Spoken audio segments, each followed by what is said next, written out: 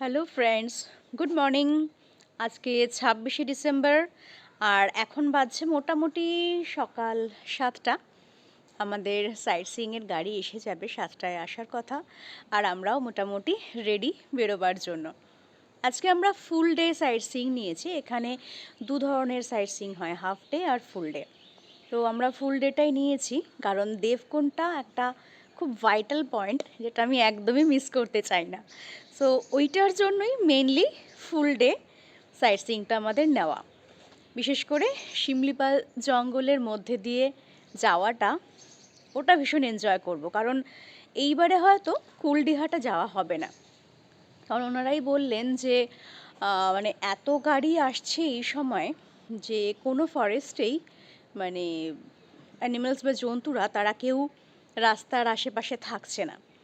আর রাস্তার আশেপাশে না থাকা মানে ওই চিড়িয়াখানায় বদ্ধ জায়গায় ঘেরা, সেটা তো আমরা সবসময় দেখি।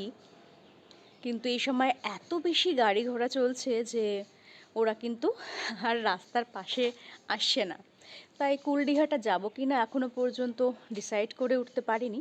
তবে আজ শিমলিপালের মধ্যে দিয়ে দেবকুণ্ডে যাব। আমরা রয়েছি পূর্বী বিচ রিসর্টে। আমাদের গাড়ি চলে এসেছে, বেরিয়ে পড়বে এবার সাইট সিইংয়ের জন্য। গেটই খোলা হয়নি এখনও, কেউই বেরোয়নি, আমরাই মনে হয় সবার ফার্স্ট যারা বেরোবো। তো গেট বন্ধ। এটা আমাদের গাড়ি আজকের জন্য। এই হচ্ছে আয়ুষ ট্রাভেলস, যেখান থেকে আমরা গাড়ি নিয়েছি।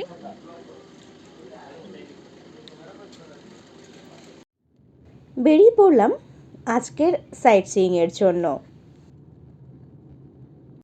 এখন চলে এসেছি বুড়িবালামের তীরে, যেখানে বাঘা যতীনের সঙ্গে লড়াই হয়েছিল।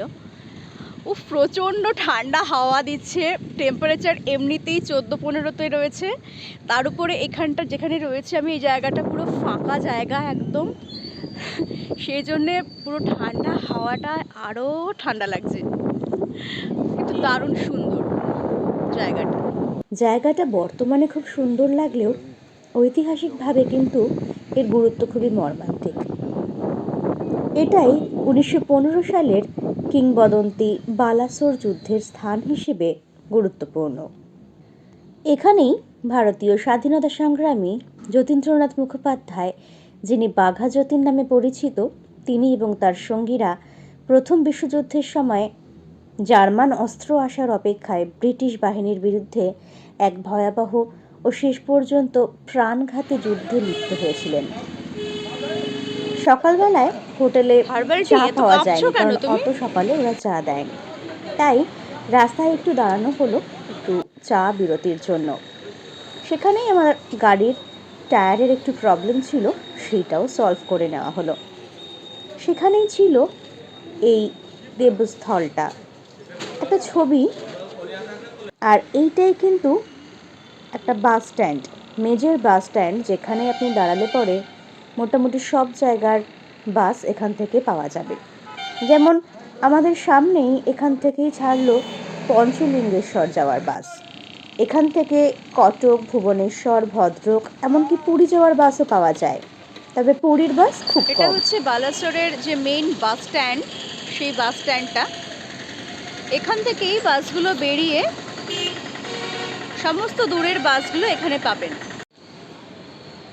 বিভিন্ন ধরনের বাস রয়েছে, express, local bus, Volvo bus, সব ধরনের বাসই এখানে রয়েছে।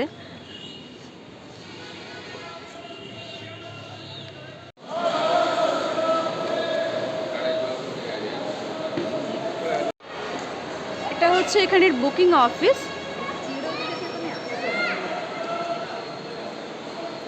আর এই হচ্ছে বাস স্ট্যান্ড। এখন চলে এসেছি ক্ষীরচোরা গোপীনাথ মন্দিরে।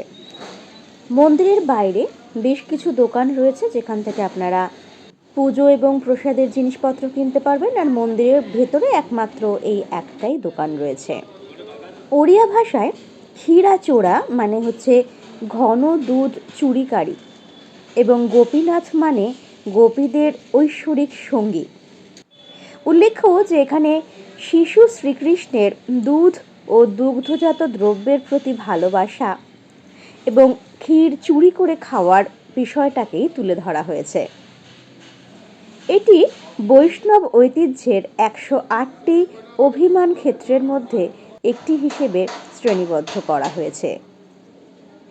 এখানে কাউন্টার থেকে আপনারা এই ক্ষীর প্রসাদও পেয়ে যাবেন। পেয়েছ? এই হচ্ছে ক্ষীরচোরা মন্দিরের ক্ষীর প্রসাদ। এই মন্দিরটি রয়েছে রেমুনা নামের একটি জায়গায়। এই রেমুনা নামটি রমানিয়া শব্দ থেকে এসেছে, যার অর্থ খুব সুন্দর।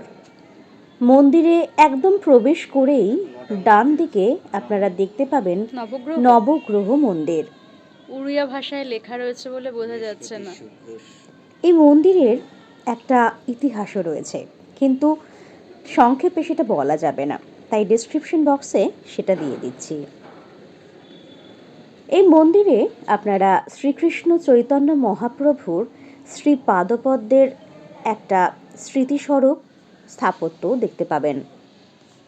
পিছন দিকের দরজা, এটা পিছন দিকের গেট। পিছন দিকের গেট দিয়ে একটা পুকুর দেখা যাচ্ছে।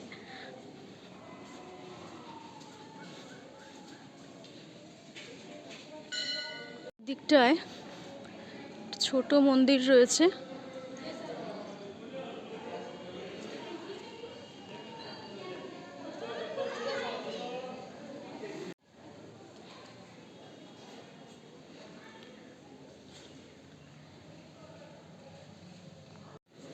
ইনি প্রভু রসিকানন্দ।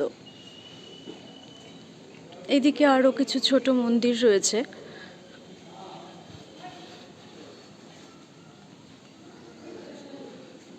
কিন্তু দরজা বন্ধ।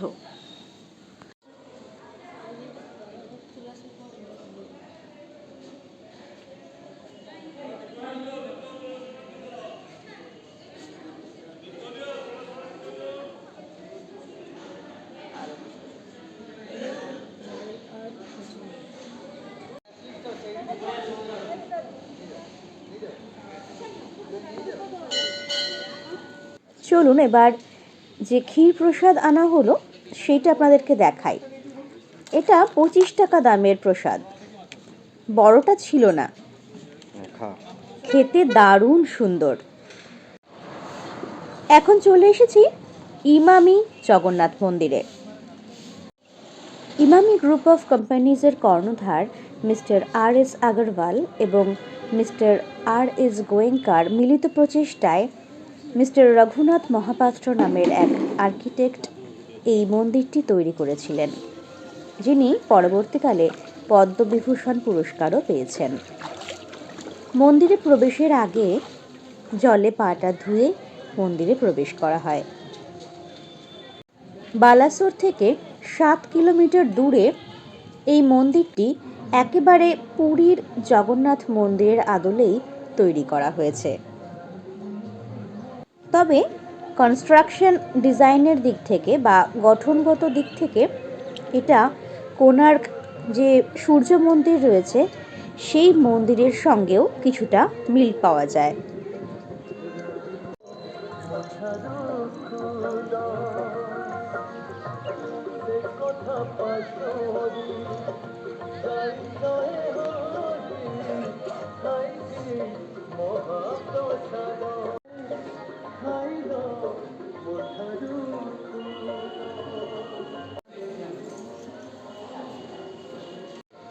মূল মন্দিরটি ছাড়াও দুপাশে মোট 5টি ছোট ছোট মন্দির দেখা যায়। মূল গর্ভগৃহের ছবি বা ভিডিও তোলা নিষিদ্ধ, তাই একেবারে ভেতরের যে জগন্নাথ বলরাম সুভদ্রার মূর্তি রয়েছে সেই জায়গার ভিডিও দিতে পারলাম না। তবে মন্দিরটি খুবই সুন্দর।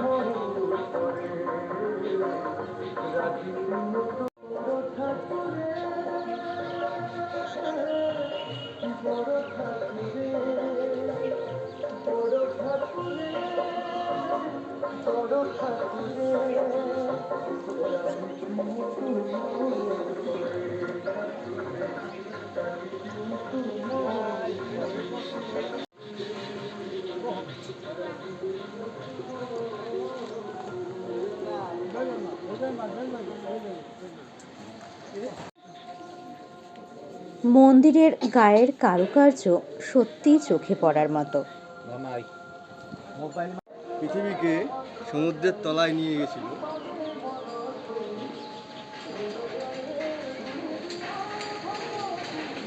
তখন বরাহ অবতার নিয়ে বিষ্ণুদেব পৃথিবীকে উদ্ধার করেছিলেন। নরসিংহ অবতার, এটা হচ্ছে হিরণ্যকশিপু। এটা বামন অবতার।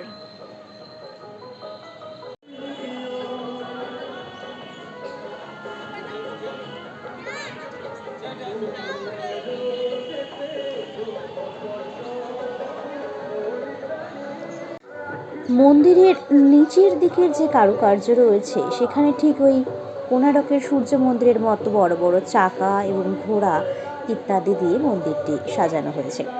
চলুন এবার যে ছোট ছোট মন্দিরগুলো রয়েছে সেগুলো দেখে নেওয়া যাক। প্রথমেই রয়েছে কাশী বিশ্বনাথ মন্দির।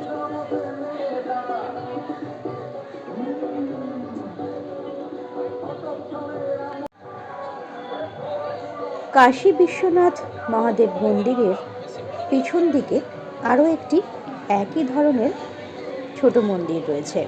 প্রতিটি মন্দিরের গঠন প্রায় একই রকমের। এটি মা বিমলা দেবীর মন্দির। এখানে যে বাগানগুলো রয়েছে বা গার্ডেনগুলো রয়েছে খুবই সুন্দর এবং ওয়েল মেনটেইনড, পরিষ্কার পরিচ্ছন্ন একদম। তবে কোনো গার্ডেনেরই ভেতরে ঢোকার অনুমতি নেই।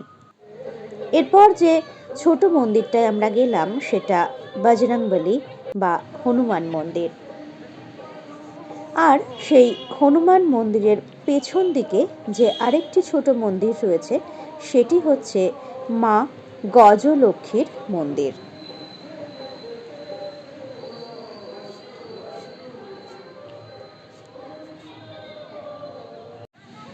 এবার আমরা একেবারে মন্দিরের শেষ প্রান্তে চলে এসেছি। শেষ না শুরু জানি না, তবে এই দিকে রয়েছে গণেশ মন্দির। সাধারণত গণেশ মন্দির একদম সামনেই হওয়ার কথা, তবে এক্ষেত্রে মন্দিরটি একটু পিছন দিকে, কারণ এর পরেই রয়েছে এক্সিট গেট। যদিও ওই এক্সিট গেটটা বর্তমানে বন্ধ ছিল, তাই আমরা যে দিক দিয়ে প্রবেশ করেছিলাম সেই দিক দিয়েই বেরিয়েছি। সব মিলিয়ে মন্দিরটা আমার ভীষণই ভালো লেগেছে, তবে সন্ধ্যাবেলায় আরও ভালো লাগবে হয়তো।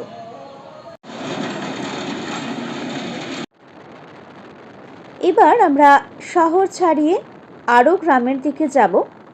আর পথে যেতে যেতে সবার প্রথম যে জায়গাটা এলো সেটা হচ্ছে ব্লু লেক।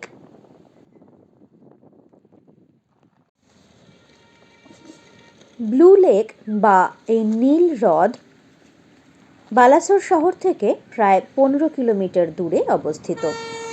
এটি একটি কৃত্রিম হ্রদ যা এই স্থানে খনির মাধ্যমে তৈরি হয়েছে। নীলগিরি পাহাড়ের কাছে অবস্থিত এই হ্রদটি বছরের সব সময় জলে ভরা থাকে, আর এটা এখানকারের একটা খুবই জনপ্রিয় পিকনিক স্পটও বটে। তবে আমার কিন্তু জলটা নীল রঙের না লেগে বরং সবুজ রঙের লাগলো। আর এই সবুজ জলে সূর্যের রশ্মির প্রতিফলন অসাধারণ। হ্রদটি প্রায় 15 মিটার গভীর এবং এখানে নামা স্ট্রিক্টলি বারণ। ক্রিসমাস তো কালকে চলে গেছে, কিন্তু আমাদের ক্রিসমাস কেকটা এখনো কাটা হয়নি। বিশাল বড় একটা কেক নিয়ে এসেছিল পার্থ, বাড়িতে বসে আরাম করে খাবে বলে, আর আমি এখানে টেনে নিয়ে এসেছি ওকে। এখন এটাকে কেটে খাওয়া হবে।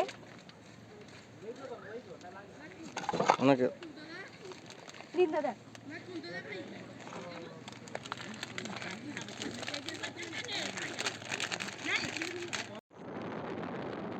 মোটামুটিভাবে কেকটা দিয়েই আমাদের ব্রেকফাস্ট করা হলো, কারণ ওই দোকানে তৈলাক্ত লুচি বা পুরি খাওয়ার থেকে এটাই খাওয়া সেফ বলে মনে হলো।